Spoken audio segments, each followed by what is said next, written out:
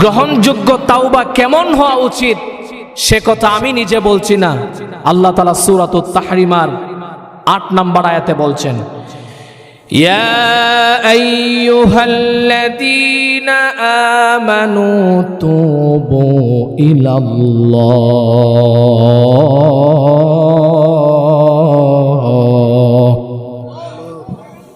আল্লাহ রাব্বুল আলামিন বলছেন, ওহে ঈমানদারেরা, তুবু ইলাল্লাহ, তোমরা আমি আল্লাহর দিকে ফিরে আসো, তাওবা করে ফিরে আসো।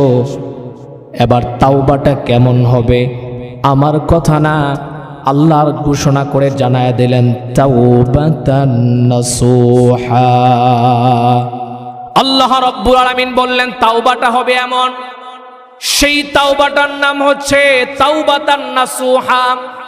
নাসুহ মানে হলো অবনচিত্তে আল্লাহর কাছে স্যালেন্ডার করা, সবকিছু বাদ দিয়ে, গুনাহ বাদ দিয়ে যখন আল্লাহর দিকে কেউ ফিরে আসে অবনচিত্তে, সেটাই হচ্ছে তাওবাতান নাসুহা।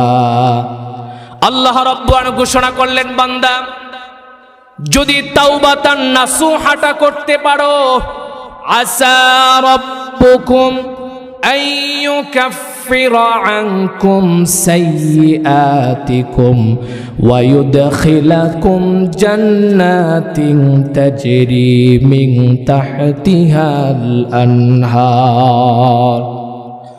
আল্লাহ রাব্বুল আলামিন ঘোষণা করলেন, বান্দা যদি তাওবাতান নাসুহা করতে পারো, আসল তাওবাটা করতে পারো, আশা করা যায় আমি আল্লাহ তোর জীবনের তামাম গুনাহ খাতা মাফ করে এমন এক জান্নাত দিব, যেই জান্নাতের তলদেশ দিয়ে নহর প্রবাহিত হবে। বলেন সুবহানাল্লাহ।